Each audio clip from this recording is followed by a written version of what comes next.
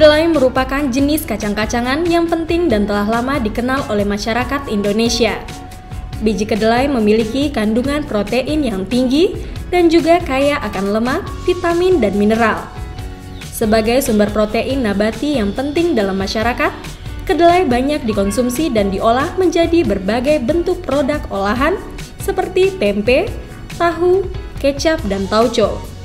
Selain itu, kedelai juga dapat diolah menjadi minyak kedelai, tepung kedelai, dan susu kedelai. Untuk mendapatkan kuantitas dan kualitas yang baik dari kacang kedelai, diperlukan penanganan pasca panen yang baik. Oleh sebab itu, Kementerian Pertanian melalui Direktorat Pasca Panen Tanaman Pangan mengupas penanganan panen dan pasca panen kedelai agar tercipta sebuah solusi yang mampu menekan susut hasil panen dan mempertahankan mutu kedelai.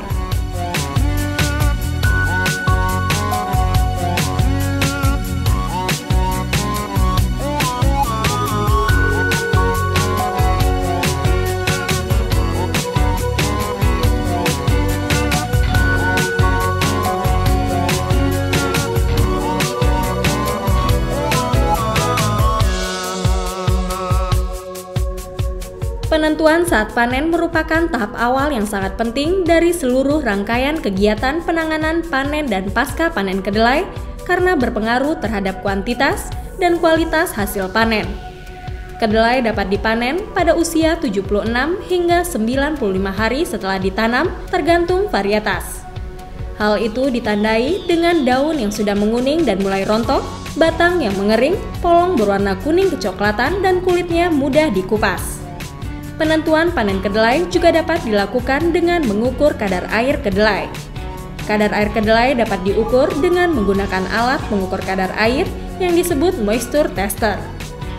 Jika pemanenan dilakukan lebih awal dari waktu yang seharusnya, akan memberikan hasil panen dengan jumlah butir muda yang tinggi sehingga kualitas biji dan daya simpannya rendah. Sedangkan pemanenan yang terlambat dilakukan mengakibatkan penurunan kualitas dan peningkatan kehilangan hasil sebagai akibat pengaruh cuaca yang tidak menguntungkan maupun serangan hama dan penyakit pada lahan. Penting untuk diketahui, panen sebaiknya dilakukan pada saat cuaca cerah sekitar pukul 9 pagi hari. Tahap penanganan pasca panen itu dimulai dari penentuan umur panen yang tepat. Umur panen yang tepat itu tergantung dari varietas. Penentuan saat panen itu ditandai juga dengan mulai menguningnya daun, polong yang berubah menjadi coklat polongnya, seperti tergambar di dalam kondisi seperti ini. Sehingga tetapi kalau sudah habis dijemur, siap dirontok, itu seperti ini. Jadi semua polong daunnya itu sudah mulai menguning semua. Tetapi di sini belum mulai pecah. Kalau sudah mulai pecah, itu akan menyebabkan losis yang tinggi juga atau kehilangan hasil.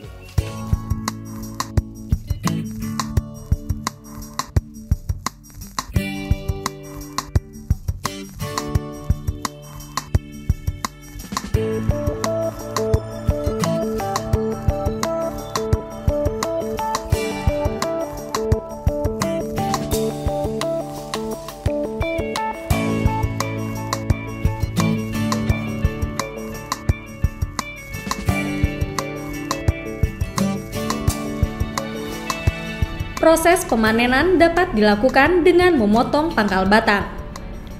Cara panen ini lebih menguntungkan dibandingkan dengan cara dicabut karena cepat atau dapat diterapkan pada kondisi kering maupun basah dan membuat akar tertinggal di lahan agar meningkatkan kesuburan tanah karena rizobium yang ada di akar tanaman tetap berada di dalam tanah.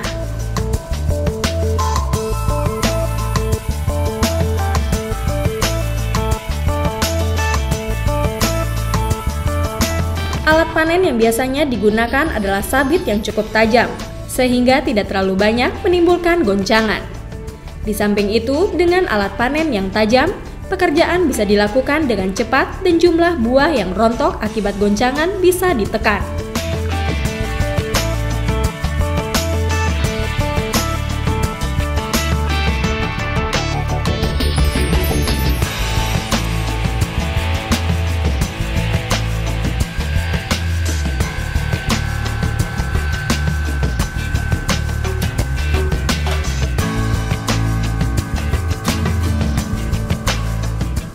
Hasil panen dalam bentuk berangkasan dikumpulkan pada suatu tempat yang sudah disiapkan.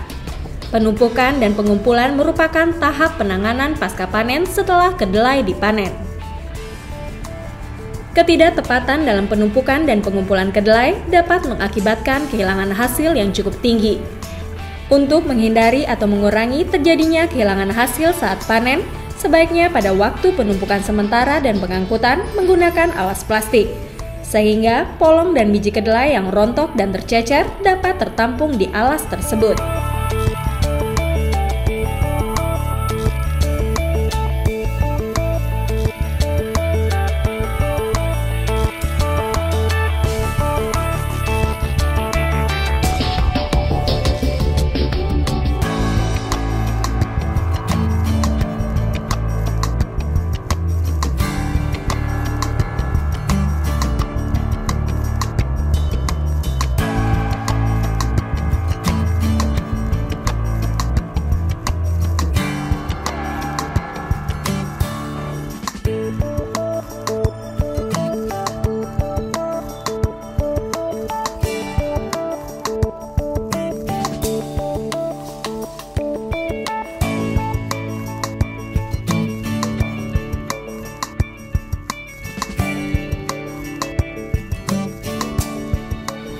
Pengangkutan berangkasan bisa dari lahan ke tempat penampungan sementara atau langsung diangkut ke tempat penjemuran.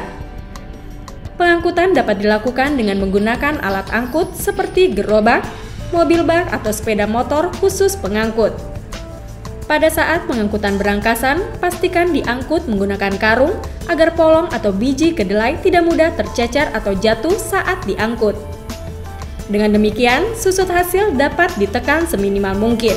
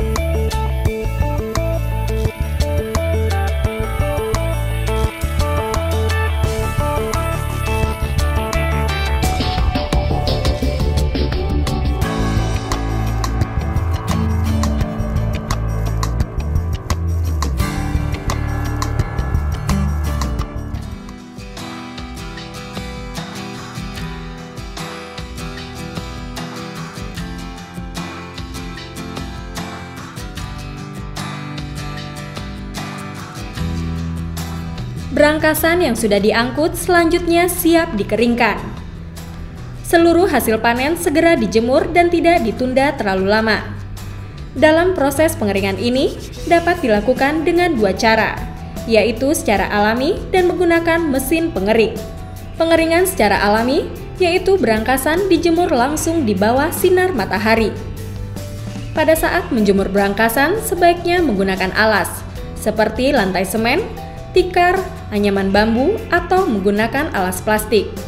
Agar berangkasan kedelai kering sempurna dan merata, pada saat penjemuran hendaknya dilakukan pembalikan berulang kali.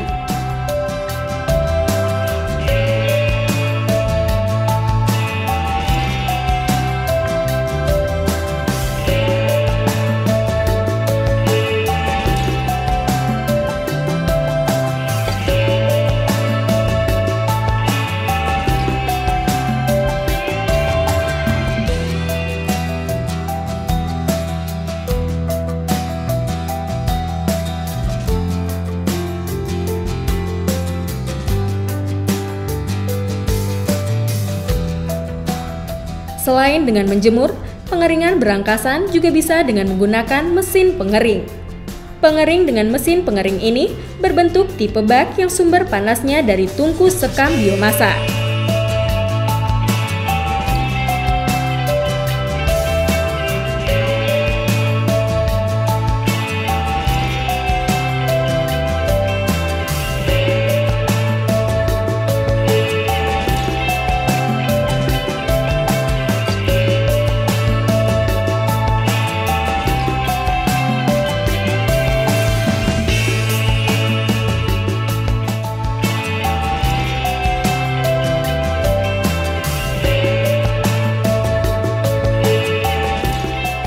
Meski menggunakan mesin pengering, tetap dilakukan pembalikan berangkasan agar polong kering secara merata.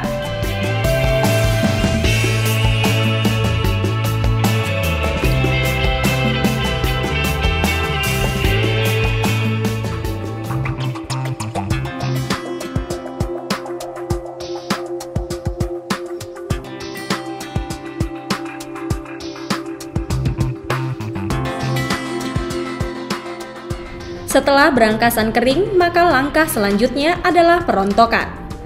Ada beberapa cara dalam tahapan ini, yaitu pertama dengan memukul-mukul tumpukan berangkasan kedelai secara langsung dengan kayu, dan cara perontokan yang lain dengan menggunakan mesin perontok. Setelah melakukan perontokan dengan cara dipukul, tumpukan kedelai dibalik dan pemukulan diulang hingga biji kedelai rontok seluruhnya. Meski terlihat mudah, namun cara ini memiliki kelemahan tersendiri, yakni membutuhkan waktu, tenaga, dan biaya lebih banyak. Persentase kotoran masih tinggi. Susut biji kedelai karena tercecer masih tinggi, dan awan debu selama proses berlangsung.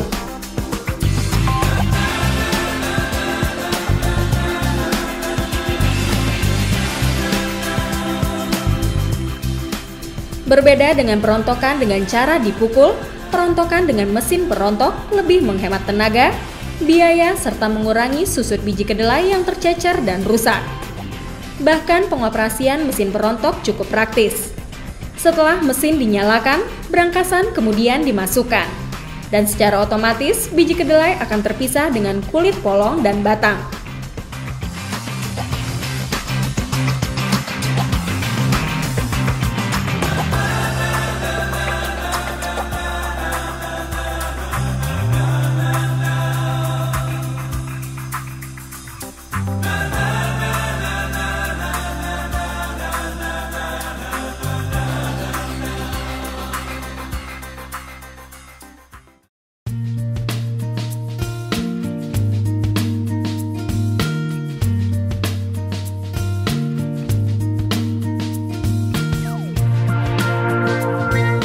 Setelah dirontokkan, penanganan pasca panen kedelai selanjutnya adalah pembersihan.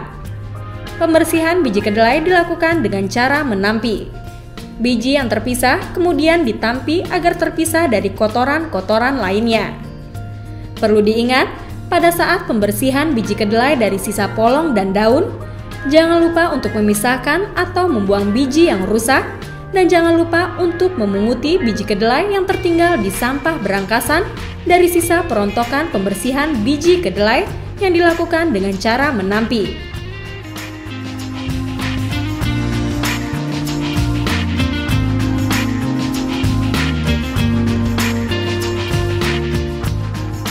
Untuk mendapatkan biji dengan kadar air yang diinginkan, biji dikeringkan. Pengeringan biji kedelai dapat juga menggunakan mesin pengering. Cara ini lebih praktis dan tidak tergantung cuaca, apalagi saat musim hujan, biji kedelai tetap bisa dikeringkan.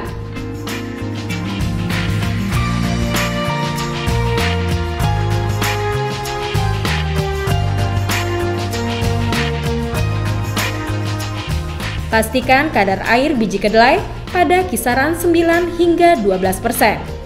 Cara mengeceknya dengan menggunakan alat tes kadar air. Biji kedelai yang sudah kering dapat dikemas dalam karung. Dengan pengemasan tersebut, biji kedelai mudah diangkut dan disimpan, dan kualitas biji kedelai dapat dipertahankan.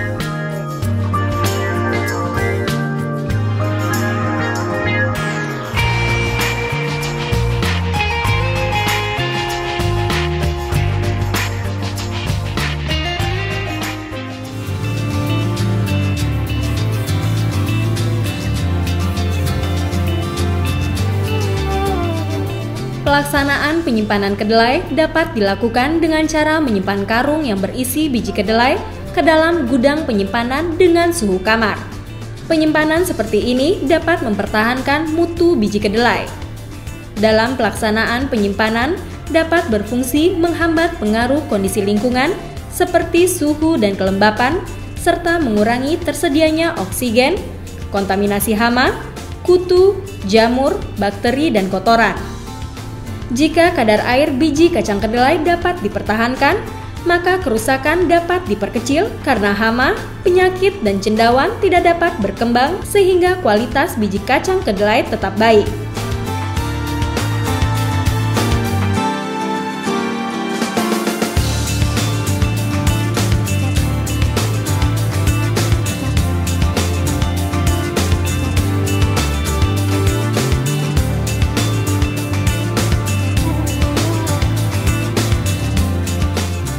Serangkaian tahapan yang telah dipaparkan merupakan proses panen dan penanganan pasca panen kedelai yang baik dan benar.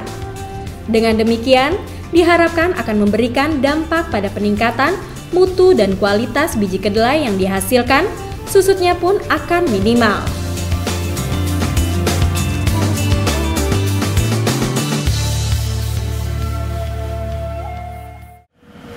Sesuai dengan yang diarahkan oleh para petugas lapang yang sering datang ke sini, dan hasilnya sangat menguntungkan. Kualitas mutu sangat bagus dan efisien. Kami dari Dinas Pertanian Kabupaten Kendal selama ini telah melakukan sosialisasi kepada petani kedelai mengenai penanganan pasca panen kedelai yang baik dan benar. Adapun respon petani terhadap sosialisasi tersebut sudah mulai menyadari pentingnya manfaat penanganan pasca panen yang tepat.